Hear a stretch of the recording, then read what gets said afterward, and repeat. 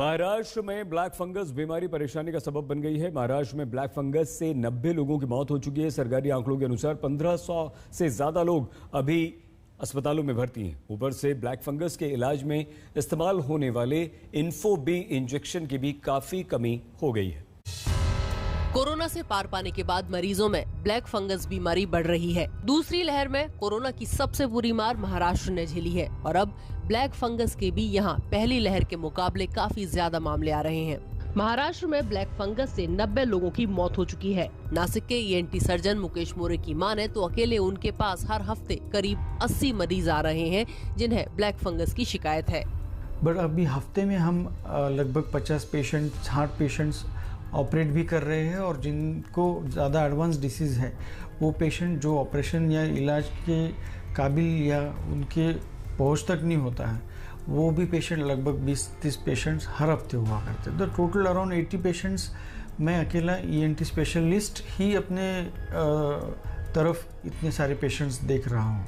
Indian council of medical research के मुताबिक अनियंत्रित डायबिटीज, स्टेरॉइड्स की वजह से कमजोर इम्यूनिटी, लंबे समय तक ICU अस्पताल में रहना, पोस्ट ऑर्गन ट्रांसप्लांट और मरीज को कैंसर आदि बीमारी होने से ब्लैक फंगस का खतरा बढ़ सकता है। इस बीमारी को शुरुआत में आसानी से हराया जा सकता है। डॉक्टर के पास देर से जाने से मुश्किल हो जाती है।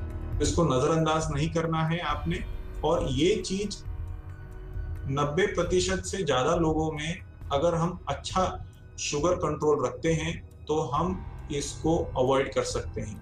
म्यूकरमाइकोसिस कोई नई बीमारी नहीं है, इसका डॉक्टरों सालों से इलाज करते आए हैं। खाली यही हो गया है कि कोविड की महामारी में इसके नंबर्स बहुत ज्यादा देखने मिल रहे हैं because of steroid use. That's the main reason. इसके इलाज में जो दवाई इस्तेमाल होती है उसे हम एम्फोटेरिसिन कहते हैं। कुछ ही दिनों पहले मेरे पास एक मरीज, हमारे चित परिचित एक मरीज को 20-22 घंटा एम्बुलेंस में बैठकर, महाराष्ट्र के भी बाहर रहते हैं वो, बंबई आना पड़ा था बिकॉज उनके लोकल टाउन में, उनके जो शहर में ये दवाई नहीं मिल रही थी तो उन्हें बंबई आकर हमें उनका इलाज करना पड़ा। डॉक्टरों ने एक और बदलाव नोट किया है। पहले कोरोना संक्रमित मरीज पूरी तरह से स्वस्थ होने के करीब 15 से 20 दिन बाद ब्लैक फंगस के इन्फेक्शन से पीड़ित होते थे, लेकिन अब ये जल्द दिखने लगा है। नासिक के मयूर मोरे को 7 मई को कोरोना हुआ था। 14 मई को वो अस्पताल से डिस्चार्ज हुए। इसके बाद उन्हें आंख में तकलीफ हुई।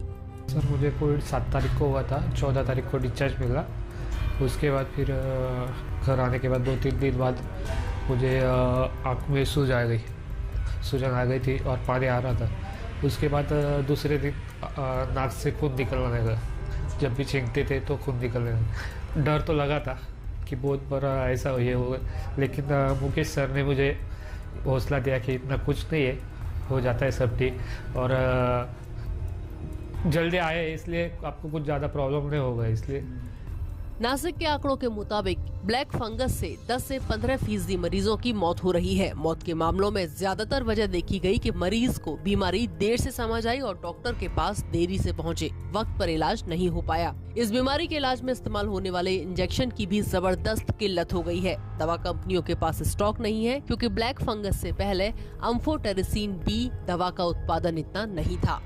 10 से 15% तक पेशेंट्स मैंने देखे जो इलाज के काबिल भी नहीं थे और लेट प्रेजेंटेशन की वजह से, या फिर जो इनका डिसीज़ ट्रीटमेंट करते हुए भी एडवांस रहा, शुगर कंट्रोल नहीं हुई, या फिर डिसीज़ ऑलरेडी नाक के द्वारा आँखों में या दिमाग में फैल गया है, उनको सेप्सिस हो गया है। ऐसे पेशेंट्स ऑलमोस्ट 10 to 15% पेशेंट हैं जो अपनी जान गंवा चुके हैं। जो स्पेसिफिक दवा इस इलाज के लिए ज़रूरी है एम्फोटेरिसिन B, उनका अचानक डिमांड ज़्यादा हो गया तो सप्लाई कम हो गया है। इसके चलते काफ़ी सारे मरीजों को इस दवाई का इलाज नहीं मिल रहा। जो ज़रूरी दवाई है उनका फ़िलहाल तो शॉर्टेज चल रहा है। रेसिन B इंजेक्शंस जो कि म्यूकोमाइकोसिस ब्लैक फंगस के ट्रीटमेंट के लिए यूज हो रहे थे, ऑल ऑफ सडन जिनका डिमांड बढ़ने की वजह से मार्केट में जो स्टॉक अवेलेबल था वो शॉर्ट हो गया। अभी क्रिटिकल केयर सप्लायर्स जो हैं उनको कंपनियां, चूँकि पहले इतना ज़्यादा डिमांड नहीं था तो उतनी मैन्युफैक्चरिंग हो नहीं रही थी।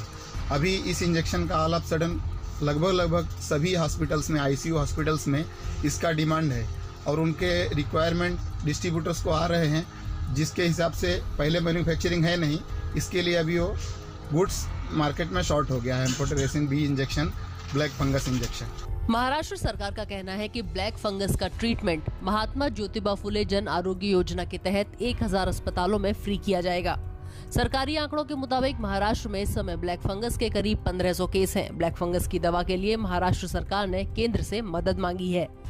जो इंजेक्शन है, जो सबसे महंगा है और सबसे ज्यादा खर्चा वाला काम होता है, वो एम्फोटेरेसिन बी, ये इंजेक्शंस पूरा परचेज करके महात्मा ज्योतिराव फुले जन आरोग्य योजना के हॉस्पिटल्स को दिया जाएगा और गवर्नमेंट हॉस्पिटल्स को भी दिया जाएगा। मांग इतनी ही है कि 1500 के करीब महाराष्ट्र में यही व्यवस्था हमने प्रॉपरली की है।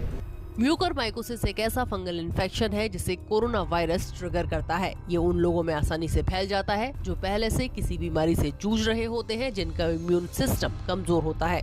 डॉक्टरों का मानना है कि सरकार को इस बीमारी के मरीजों को दवा देने की जिम्मेदारी अपने हाथ में लेनी चाहिए।